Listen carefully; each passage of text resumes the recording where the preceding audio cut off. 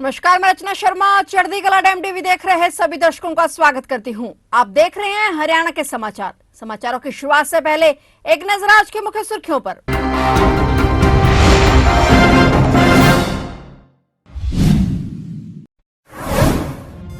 प्रधानमंत्री नरेंद्र मोदी ने रेवाड़ी को दी करोड़ों की सौगात। पीएम मोदी ने एम्स का किया शिलान्यास। 9,750 करोड़ की विकास परियोजनाओं की दी सौगात। हरियाणा में आज 3 घंटे तक टोल फ्री। किसानों ने भारत बंद को दिया समर्थन। शनिवार को निकालेंगे ट्रैक्टर मार्च। हरियाणा के मोस्ट वांटेड को सीबीआई यूएई से लेकर आई भारत। 2009 में आरोपी को हुई थी उम्र कैद की सजा। केंद्रीय जांच ब्यूरो के हाथ लगी बड़ी सफलता।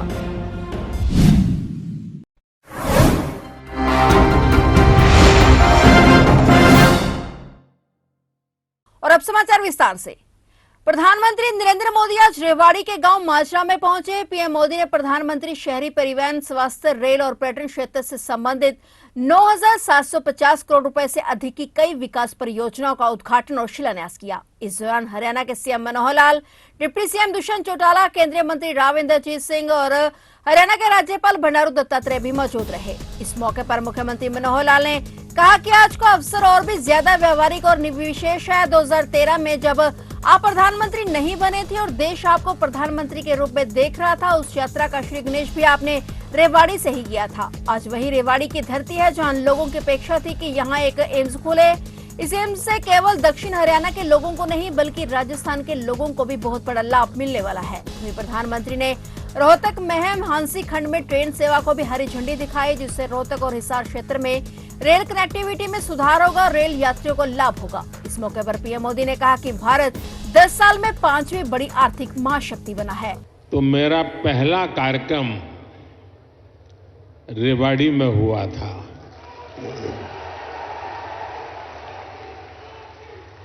और उस समय रेवाड़ी ने 272 पार का आशीर्वाद दिया था और आपका वो आशीर्वाद सिद्धि बन गया।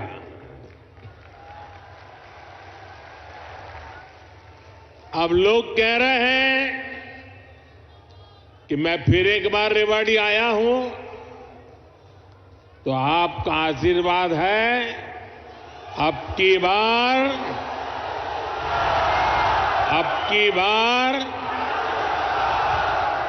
की बार एनडीए सरकार 400 पार।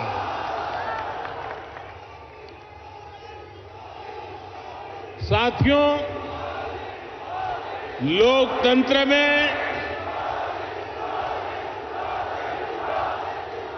सीटों का महत्व तो है ही,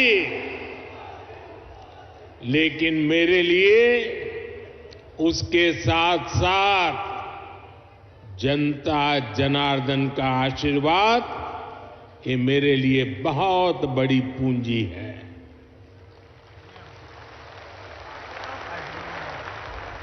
आज पूरी दुनिया में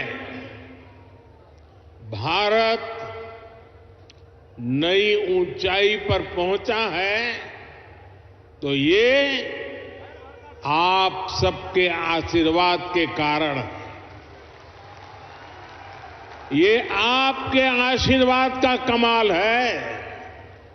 किसान आंदोलन के समर्थन में हरियाणा के किसान संगठनों ने आज सभी टोल को फ्री करवाया और वहीं सर्व कर्मचारी महासंघ द्वारा किसानों के भारत बंद का समर्थन किया गया। टोल फ्री का असर प्रदेश के सभी जिलों में देखने को मिला। भारत बंद के आह्वान के बीच हरियाणा में आज 12 से 3 बजे तक टोल प्लाजा फ्री करवाए गए। भारतीय किसान यूनियन चेडूनी ने आज प्रदेश में 3 घंटे टोल फ्री की कॉल की थी, साथ ही दूसरे संगठनों से भी सहयोग मांगा था। और वहीं आज भारत बंद का असर हरियाणा में भी मिला जुला दिखाई दिया। सर्व कर्मचारी महासंघ द्वारा किसानों के भारत बंद का समर्थन किया गया। वे शनिवार को तहसील स्तर पर ट्रैक्टर मार्च निकालेंगे। वहीं आज 4 बजे तक भारत बंद का आह्वान किया गया।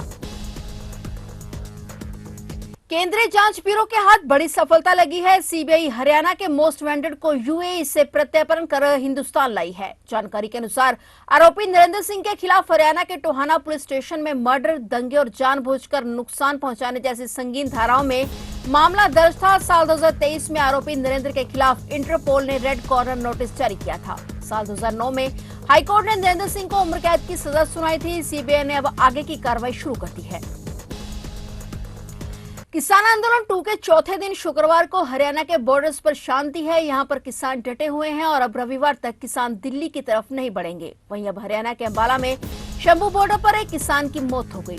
डॉक्टरों का कहना है कि किसान की हार्ट अटैक से मौत हो गई। मृतक किसान की पहचान ज्ञान सिंह के रूप में हुई है। ज्ञान सिंह किसान आंदोलन में शामिल होने के लिए पहुंचे थे। वे अंबाला में शंभू बॉर्डर पर धरना दे रहे थे। वे गुरदासपुर जिले के रहने वाले थे। उनके सीने में तेज दर्द की शिकायत के बाद उन्हें नजदीकी अस्पताल में भर्ती कराया गया, जहां इलाज के दौरान उनकी मौत हो गई। उनके पार्थिव शरीर को शंभू बॉर्डर पर लाया गया और किसानों ने उन्हें श्रद्धांजलि दी। शंभू बॉर्डर पर किसान आंदोलन के दौरान बीती 13 और 14 तारीख को कुछ उपद्रवियों ने पुलिस पर पत्थरबाजी की थी, जिसमें पैरामिलिट्री के जवानों के साथ साथ हरियाणा पुलिस के जवान एवं अधिकारी भी घायल हुए हैं। इस दौरान कुल 25 जवान और अधिकारी घायल हो गए थे। हरियाणा पुलिस ने इस संबंध में कार्रवाई करते हुए उन उपद्रवियों के कुछ वीडियोज जारी किए हैं और पुलिस द्वारा इन पत्थरबाजी के वीडियो जारी कर उनकी पहचान की जा रही है। पुलिस इन उपद्रवियों के खिलाफ जल्द ही कड़ी कार्रवाई करने वाली है। अंबाला पुलिस के एएसपी पूजा डबवाला ने आम जनता से अपील की है कि जो भी इनकी पहचान की सूचना देगा उसका नाम गुप्त रखा जाएगा और उसे उचित इनाम भी दिया जाएगा। वीडियो हमने रिलीज करे हैं क्योंकि इतने दिन से जो है वार्निंग दी जा रही है। धारा 144 भी हमने लागू कर रखी है और इनका जो 13 फरवरी का कूच था, जो कॉल थी, उसके रिगार्डिंग जो है बातचीत भी करी गई।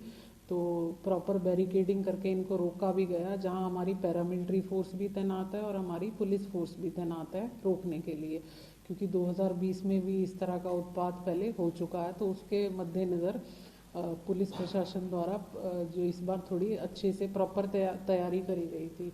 लेकिन कुछ हमारे सामने ऐसे वीडियोस आए हैं जिसमें कि ये लोग पत्थर जो है तोड़ रहे हैं बैठ के, और वहाँ जो है बॉर्डर पे ये लोग पत्थर लेके आए हैं। इन्होंने पैरामिलिट्री फोर्सेस जो हमारी आगे लगी हुई थी और हमारे जो जवान, हमारे ऑफिसर्स आगे लगे हुए थे, उनके ऊपर पत्थरबाजी की है, जिसमें से कुल हमारे 25 जवान जो है घायल हुए हैं। एक डीएसपी रैंक जो हमारे अधिकारी हैं, उनको भी पत्थर से ही चोट लगी थी। और 25 में से हमारे 7 जवान तो इसके हैं, हरियाणा पुलिस के हमारे 18 जवान हैं और 7 जवान हमारे पैरामिलिट्री फोर्सेस के हैं।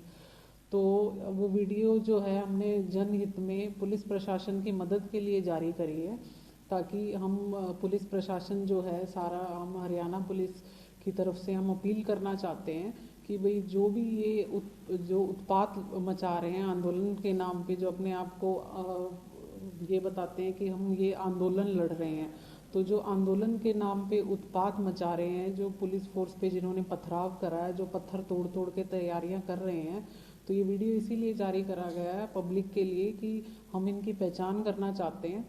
तो पब्लिक से अपील है, आप इनकी पहचान करके हमें बताइए और जो भी जानकारी हमें देगा उन जानकारी उसकी गुप्त रखी जाएगी और जो भी कड़ा से कड़ा जो हमारी तरफ से एक्शन होगा इनके खिलाफ।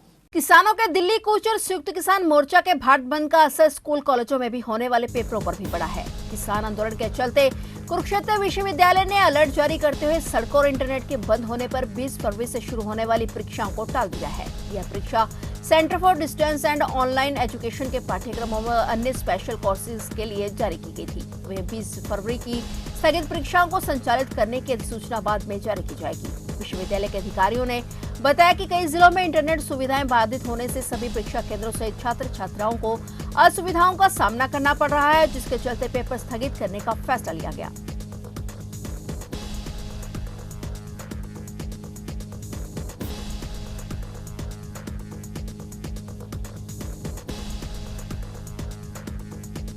आज राष्ट्रव्यापी हड़ताल में अंबाला में रोडवेज पर कोई असर नहीं दिख रहा था। हालांकि अंबाला छावनी बस स्टैंड पर कुछ यात्रियों को बस का इंतजार में खड़े देखा गया। बस का इंतजार कर रहे यात्रियों का कहना है कि वे काफी देर से बस का इंतजार कर रहे हैं, लेकिन अभी तक बस नहीं आई। उन्होंने बताया कि बसें तो चल रही हैं, लेकिन देरी से आ रही हैं।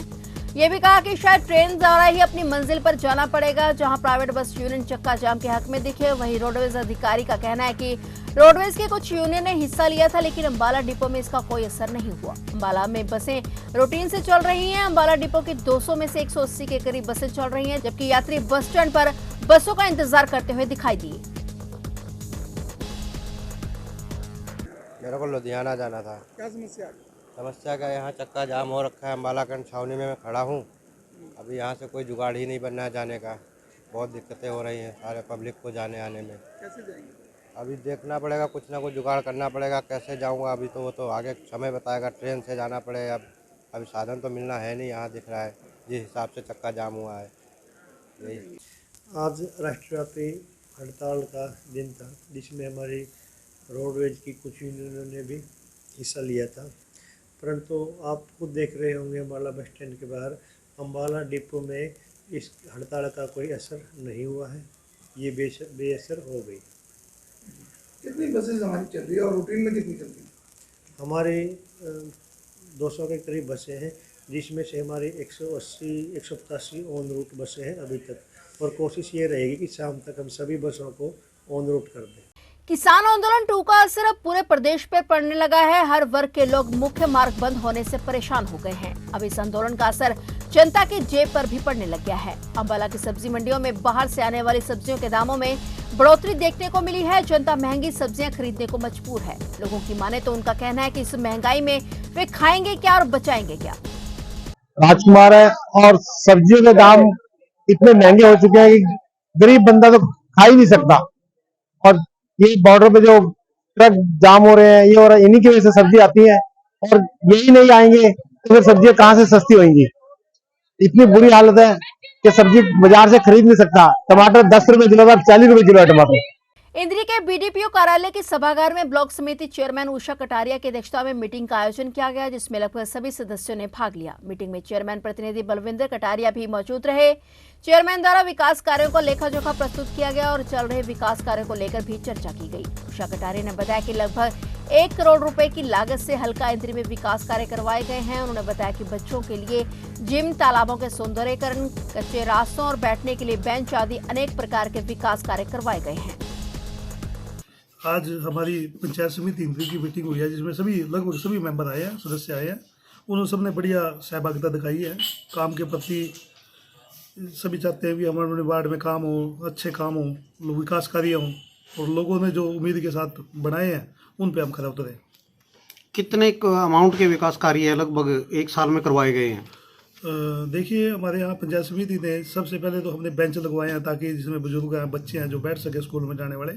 और जितने वृद्धाश्रम है, हमारी कोई पंचायत घर है, हमारे धर्मशालाएँ हैं, हमारी कोई पार्क है, उसमें हमने बेंच लगवा के लोगों को बैठने के लिए व्यवस्था करवाई है।